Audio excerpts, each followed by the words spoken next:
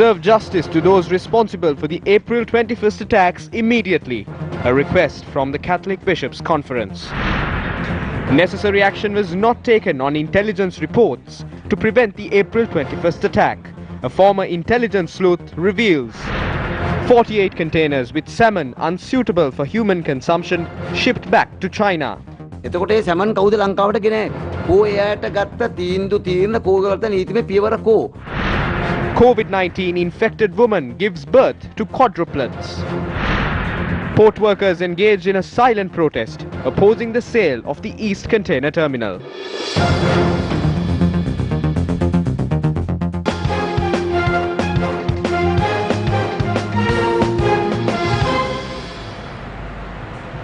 A very good evening. This is Primetime News. You're with me, Joel Outsgood. Now we'll start off with a look at our top story this evening.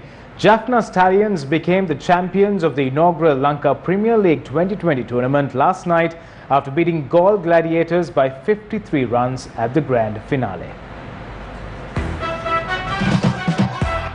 The match was underway at the Mahinda Rajapaksa International Cricket Stadium last night. After winning the toss and electing to bat first, Jaffna Stallions scored 188 runs for the loss of 6 wickets at the end of their 20 overs. Shoaib Malik was the top scorer of the innings with 46 runs off 35 deliveries. His innings included 3 fours and 1 6. Skipper Thisara Pereira took his team to a challenging total at the latter part of the innings by scoring a quick 39 unbeaten runs off just 14 balls. His innings included 5 fours and 2 sixes. For the Gaul Gladiators, Dhananjay Lakshan took 3 wickets for 36 runs. Chasing a target of 189 runs to win the title, the Gaul Gladiators only managed to score 135 runs for the loss of 9 wickets at the end of their 20 overs. Top scorer and MVP of the tournament, Danushka Gunatilaka's run-out garnered the attention of everyone as that was called as the turning point of the game by analysts. The skipper of Gaul Gladiators, Bhanuka Rajapaksa, scored 40 runs amid suffering from an injury earlier on in the game. Pakistan players Shoaib Malik and Usman Shinwari took 2 wickets each. The Lanka Premier League 2020, which was launched to provide a platform for unknown Sri Lankan cricketers to showcase their talent to the international cricketing fraternity, introduced the likes of Dhananjay Lakshan and Vijayakant Vyaskanth to the world. Shoaib Malik of Jaffna Stallions won the Man of the Match award in the grand finale. All-rounder Wanidu Hasaranga of Jaffna Stallions won the Man of the Series award for his brilliant display of skills with the bat, ball and in the field. The skipper of Jaffna Stallions, Thisara Pereira, received the trophy from Minister of Sports Namal Rajapaksa. Prime Minister Mahinda Rajapaksa has extended his wishes to everyone who made the inaugural Lanka Premier League tournament a success. Prime Minister had conveyed his sincere thanks to all international players who came to Sri Lanka amidst the COVID-19 pandemic and the Minister of Sports and its officials who spearheaded the tournament and all officials at Sri Lanka Cricket who oversaw operations of the Lanka Premier League 2020. Head coach of Jaffna Stallions, former Sri Lankan cricketer Tilina Kandambi, addressed his teammates following their victory. Thank you boys. If I did anything wrong, sorry. Didn't mean it. Right? Nothing personal. Right? It's all about the team. Thank you boys.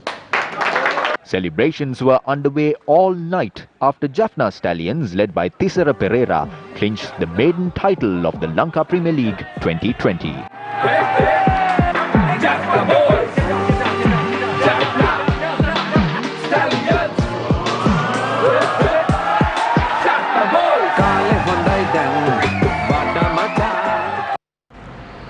On to yet another story that made it to the headlines this evening. Now, Archbishop of Colombo, His Eminence Malcolm Cardinal Ranjit, has made a special request from the people today. It is important for us to celebrate Christmas remembering our poor. This year in Sri Lanka, we have a situation that is very tragic due to this COVID-19 pandemic, which has spread all over. And in the second wave of this pandemic, it has started extending itself wide inside this country, and especially in the western province. At this time, we should not therefore concentrate on Christmas as an external celebration where we enjoy and revel with good things around us. That is why I have stated, and very clearly we would like our public to concentrate on a spiritual celebration of the Christmas and encouraging everyone to share the joy of their Christmas with those brothers and sisters who have been deprived of joy and happiness due to this COVID-19 pandemic. And also to inform the public that we have advised our priests to celebrate Christmas only in the non-lockdown areas, and at the moment the number of persons indicated is 50 per celebration. This time Sri Lanka is suffering economically also, therefore we would call upon the government not to waste money on unnecessary decorations, Christmas festival ceremonies and all that, and then to humbly celebrate, encourage the people to humbly celebrate Christmas. Moreover, His Eminence Malcolm Cardinal Ranjit expressed views regarding inefficiencies in bringing Sri Lankan repatriates back to the country.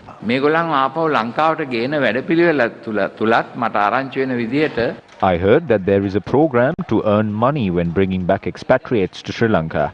Those who are willing to come back to the country now have to pay a large sum of money for tickets. These people also face numerous difficulties when admitting themselves at hotels for quarantine purposes. They have to spend every single cent they have earned for the quarantine process. So, implement a system where these people can reach Sri Lanka using ships without restricting their mode of transportation to flights.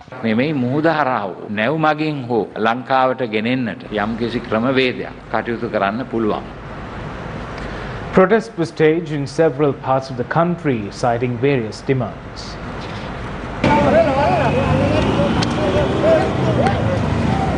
A group of traders from the Rimel Mawata in Moratuwa staged a protest this evening.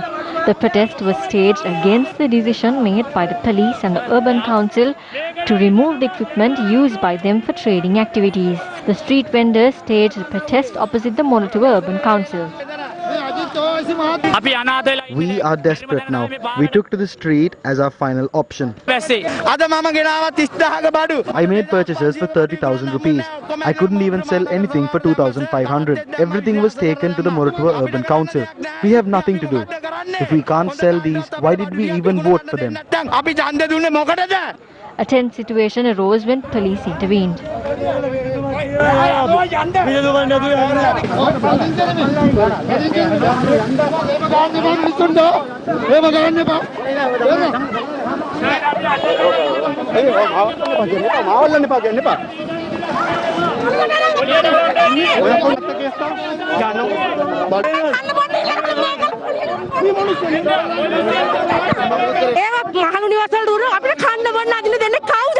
Who will provide us food? Who will provide milk to our children?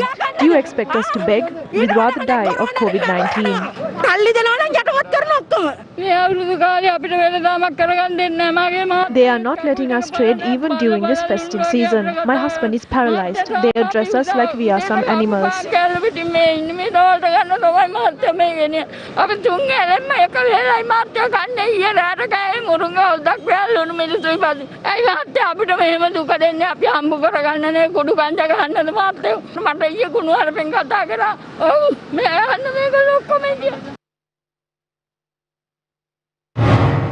Meanwhile, employees at the port staged a silent protest against the sale of the East Container Terminal.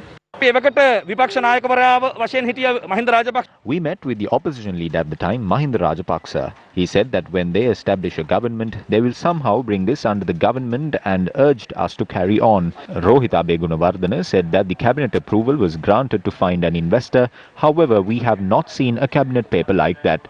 There is a local investor, and that's the employees of the Sri Lanka Ports Authority. We are ready to raise funds to operate the East Container Terminal. If the government is willing to safeguard the most valuable resource of the country, we are ready to be its investors. We will raise $500 million required for it. Isn't there anyone in this country who can fund $500 million? cancel these agreements. What needs to be done is amend the agreement and reduce the number of years of the Hambantota port. Honorable President, your name will be remembered for another 2,000 years with the victory you achieved. Whether people are going to remember you as a patriot or a traitor will be decided based on the East Container Terminal. If the government wants to hand over something to India, give them the parliament or the temple trees. Leave the East Container Terminal that we built alone. We ask leaders of this country to stand with our nation. Don't stand on the side of the dollars. The government and the minister must think about the message that is delivered by the 100 to 200 people gathered here. If the government tries to sell this to the Adani group of companies or any other company, we have lined up all ports employees to oppose it. We will show the government how strong these trade unions are on the day they make a decision to sell it. The subject minister says that we don't have sufficient funds to do this. We have the technology and the capability to do this, so please let us do it. We have come forward to safeguard this. We only made the first move today. Tomorrow we will launch the fight against this.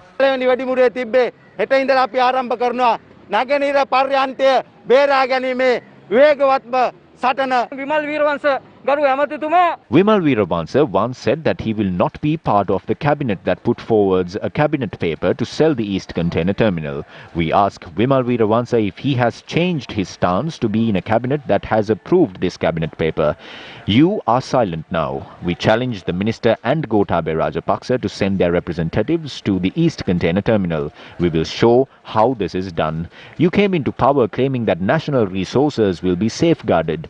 The camp that came into power making that promise have changed their mind. That is the issue. We ask everyone in the government to cancel the cabinet paper. If not, we are ready to launch a fight against this on a national level.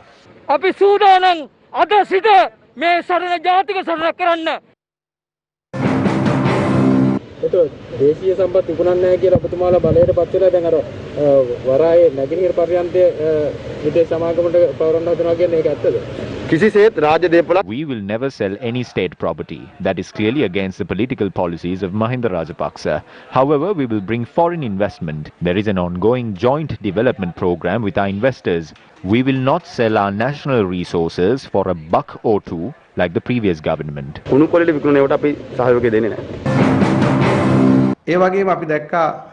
We saw how cabinet approval was given to hand over 49% of the East Container Terminal to India. But they say that it is merely an investment. They do not sell it and do not have to pay taxes. This government has a past. 5 acres of a valuable land was given to Shangri-La. They tried to give 50 acres from the port city. When we came into power, we revoked that agreement and signed a lease with China for 99 years.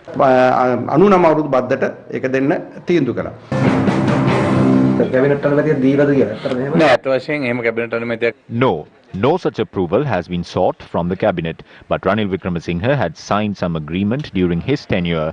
We strongly oppose the handing over of this terminal to a foreign country. No, if it is being given, let us wait and see as to how we can face that challenge. Even the Sri Lanka Nidhas Sevaka Sangamaya is against this. I personally believe that the stance of the Sri Lanka Nidhas Sevaka Sangamaya and the port employees on this is correct. We have to hold discussions with them and make a decision. We believe that we will face a massive crisis if we make a decision discarding them.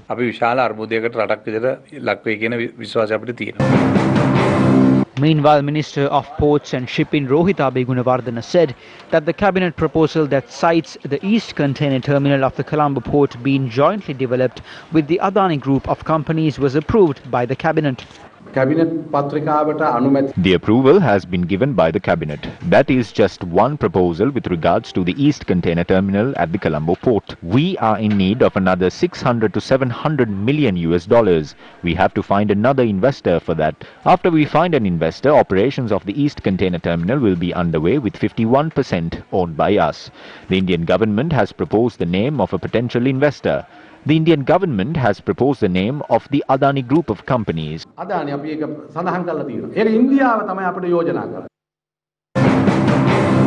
The Frontline Socialist Party, convening a media briefing today, expressed views regarding the sale of the East Container Terminal of the Colombo port to the Adani Group. They are committing illegal land grabs and handing ancient farmlands to groups such as the Adani Group. We are aware that the Adani Group is expected to take over the East Container Terminal. Cabinet approval for it was granted over the last few days. They are trying to create an image of a utopia and a positive image of the Adani Group. However, we can clearly see how well the Adani Group treats its own people in its country of origin, which is India. It was evident to us through the farmers' protests in India. They are attempting to evict farmers from their own farmlands, take ownership of the lands, and to carry out commercial agriculture through that. Sri Lanka's fate won't be dissimilar once the ECT is handed over to groups such as the Adani Groups. Land laws are being amended in Sri Lanka. Other state forests are being sacrificed to carry out commercial agriculture. The most apt example for it is Rambakanoya. The indigenous community has opposed it. The ancestral lands of farmers in Monoragala, Ampara and Hambantota are being taken over and the lands are handed over to corporations.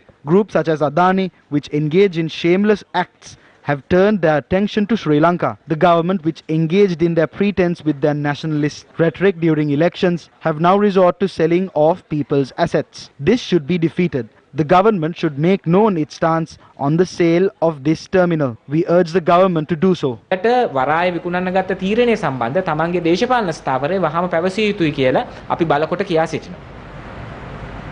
Now, protests have sprung up around the world in solidarity with the protests being held in India against new laws where multinational corporations, including the Adani Group, could claim farmers' lands. Now, so far, 21 farmers have lost their lives while being part of the struggle. The protests have aggravated out of fear that multinational corporations, including the Adani Group, could use their powers to unfairly decide prices of poor farmers' products.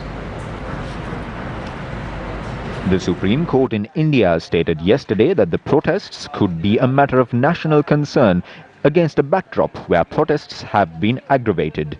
The Supreme Court further pointed out if the government does not take immediate action, the protests could cause serious adverse effects to the country. Due to the breakdown in discussions with the Indian government, the farmers are continuing to protest. The Indian Supreme Court suggested discussions to be held with representatives from all parties involved in the protest in order to find a solution. The leaders of the farmers have accused the government for the 21 deaths caused during the protest. Indian media have reported that the new amendments to the laws have caused fear among the farmers who own farmlands might be taken over by the multinational corporations such as the Adani Group of companies. The leaders of the protests have drawn their attention to boycott several services and facilities offered by these multinational corporations as well, in light of these fears. Former Acting Director of the State Intelligence Service, retired ASP Parakrama Lanka Putra, testified before the Presidential Commission of Inquiry probing the April 21st attacks yesterday.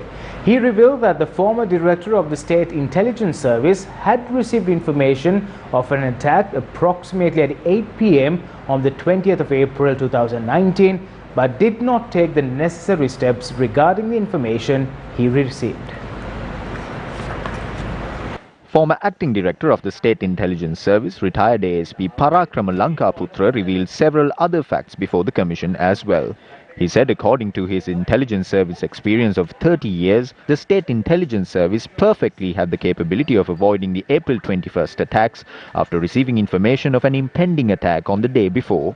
President's Counsel Attorney-at-Law Shamil Pereira, who is representing His Eminence Malcolm Cardinal Ranjit, presented a copy of evidence relating to this information to the witness as well. By presenting the copy of this foreign intelligence, Attorney-at-Law Shamil Pereira queried the former Acting Director of the State Intelligence Service as to what action will he take regarding this information given his experience. Responding to the question, former Acting Director of the State Intelligence Service said that this information fully certifies of an impending attack and that it includes information as to what locations will be targeted by the attack, and therefore the authorities had the capability of avoiding the casualties from the attack. Adding further, he said that the responsibility of informing the targeted churches and hotels were entirely vested with the State Intelligence Service of the country. He said that there were separate units within the State Intelligence Service that could have informed the religious leaders, including His Eminence Malcolm Cardinal Ranjit, of the attack, and that the State Intelligence Service could have deployed its officials in civil attire to the relevant locations. Meanwhile, the former acting director of the State Intelligence Service, testifying before the Commission, said that many veteran intelligence officials who were his contemporaries in the years of 2015 to 2016 voluntarily retired from their positions in the recent past. Meanwhile, the Catholic Bishops' Conference of Sri Lanka made a special statement today regarding the investigations into the April 21st attacks.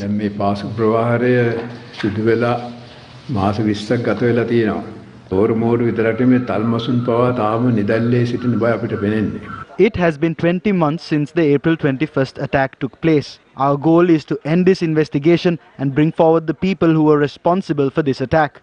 We want to bring justice to those who lost their lives. But who is pulling the strings behind this? They are mainly responsible for this. The other group includes the people who choose to walk away from their responsibilities even when they were able to stop the attacks from happening. This is not something that happened overnight. This plan must have been mapped out for years. This must have included several discussions. So where are all these people now? If these people are still roaming free, it poses a huge threat to us. We have to bring these criminals before the law and make sure they are punished. If this is not brought to an end, incidents like this will only continue.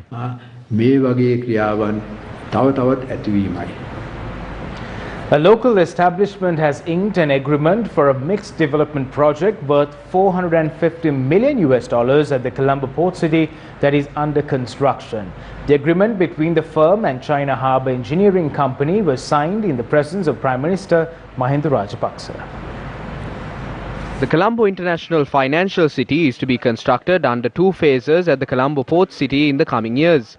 A Grade A high-rise office tower, residential towers, commercial offices and premium retail shops are to be built in the financial zone under the first phase of the program. The local firm and China Harbour Engineering Company have agreed to undertake joint managerial responsibilities of the project. Meanwhile, State Minister of Money and Capital Markets and State Enterprise Reforms, Ajit Niwad Cabral, has said that the country does not require a loan from the International Monetary Fund based on its current economic status. Speaking at the 4th Annual Asia Securities Sri Lanka Investment Conference, the State Minister pointed out that the port city is expected to receive investments worth up to $2.5 billion next year. We have been asked whether there is any need to go to the IMF. We have taken a firm call there as well, that the conditions that are available in Sri Lanka today would not necessarily need us to go to the IMF for any bailout. We are quite confident that we can manage what we have got now, and with the expected revenues as well as the expected foreign inflows that we are targeted, particularly from exports which have been quite robust with fairly good order books. We have seen the remittances being much stronger than even prior to COVID. All these factors gives us the confidence to say that we can manage the resources that we have, which are not extraordinarily large, but still sufficient to take us through 2021, and then thereafter we will have much more placid times, and we are confident that we can make that work without too much of a difficulty. The meeting of the Gamasamga Pilisandarak Tuling Vada Samaga Yaligamata National Program was held at the Polgola Mahinda Rajapaksa Theatre in Kandy today. Several politicians and central provincial public officers attended the event. Due to the global COVID-19 pandemic, we had to face a huge financial crisis. Especially all foreign revenue streams were severely affected due to the pandemic. Within these 9 months, not a single tourist arrived in the country. Since tourism, the main foreign revenue stream, was affected, the economy moved backwards. Many factions said that this will be a failed state and we won't be able to pay off our debt. However, I am happy to say that as a country, we have never missed paying off a loan installment.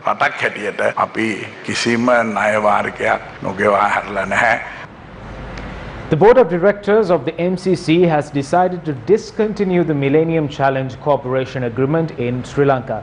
Now, views regarding this decision was taken on the 15th of last month at the quarterly meeting of the MCC Board of Directors, were expressed at the press briefing today. The MCC agreement had two motives. One was the economic motive. The second was the political motive. The economic objective was to convert Sri Lanka's lands into trading items. The political objective was to militarize this country against China according to the Indo-Pacific program. Even though the MCC agreement was discontinued, there is an economic problem. The Traditional Lands Act in Sri Lanka is being amended. Through those amendments, Sri Lankan lands are being converted into trading goods and the forests are being taken over by companies. The problem is that even though the MCC is discontinued, within the coming period of time, the expected outcomes of it may be continued by the government. The MCC could arrive in another guise. There is a chance for the MCC to come with another name. Since the first attempt was unsuccessful, it could come around with a different name. As mentioned on the headlines, the Department of Customs began the process of returning 48 imported containers of substandard canned fish to China today. Spokesperson of the department, Sunil Jayaratne, said that the imported consignments of substandard canned fish weighed 768 metric tons. He added the value of the stock is estimated to be in excess of 384 million rupees. The process of returning the consignments to China began after the Sri Lanka Standards Institute detected that the canned fish contains a heavy metal identified as arsenic above the approved limits. Containers samples We test samples that are obtained from imported products. We observed elevated levels of arsenic in the recently imported consignments. Therefore, we directed the Customs Department to return these stocks. Food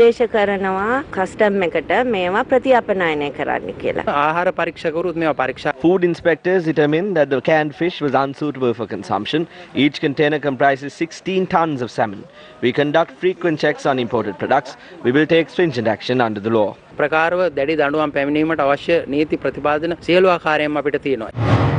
Leader of the Jatika Jana Balawegaya, Anurukumara Disanayake, had raised concerns in Parliament on stocks of canned fish that had been purchased by state-owned retailer Satasa recently.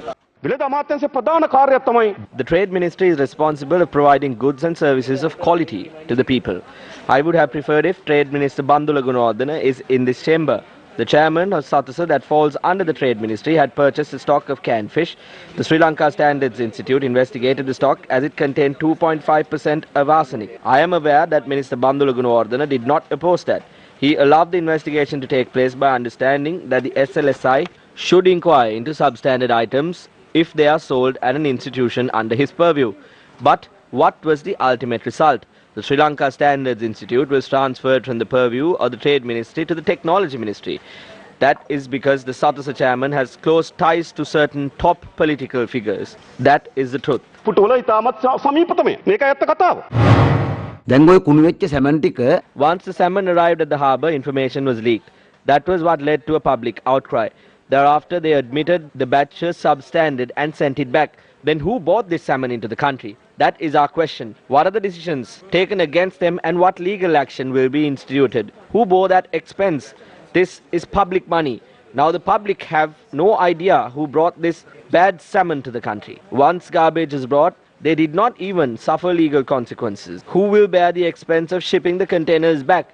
These are public funds. In this country, anyone can engage in corruption. If an ordinary man plucked 3 coconuts, he will be thrown in jail.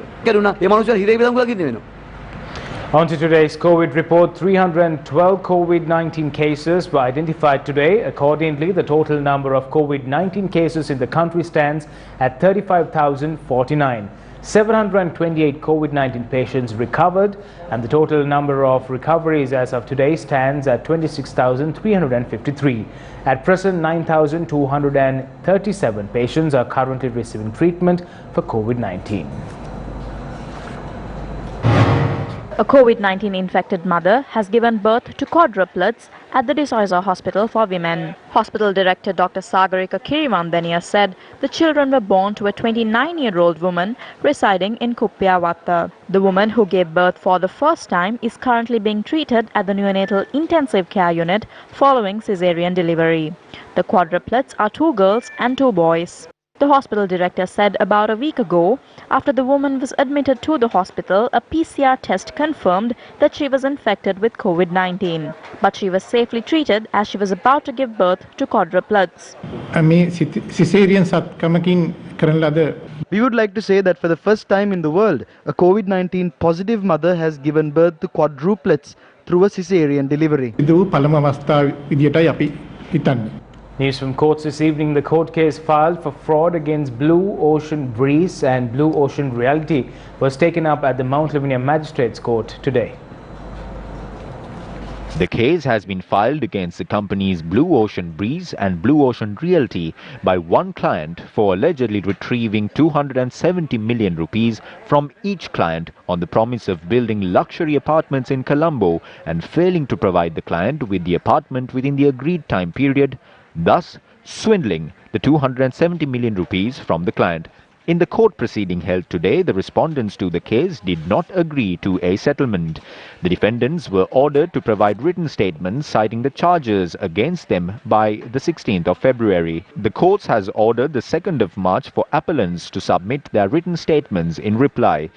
Mount Lavinia Magistrate Udesh Ranatunga ordered the case to be recalled on the 16th of March to issue an order regarding the preliminary objections. President's Counsel Jayantha Veerasinghe and a group of lawyers appeared for the respondents, while President's Counsel Faizar Mustafa and a group of lawyers appeared for the plaintiff. Blue Ocean Breeze. Today the case was called up in court to reach some sort of settlement. But since the respondents did not agree to any settlement, the case was postponed to another date. However, the respondents raised a preliminary objection. Once both the parties submit their written statements, the courts will reconvene on the 16th of March for a ruling. Well, on that note, we wrap this edition of Primetime News. Thank you very much for stopping by. For the news system, I'm Joel Outscoon, together with our interpreter, Brian D. Cruz. Have yourself a safe day. Take care.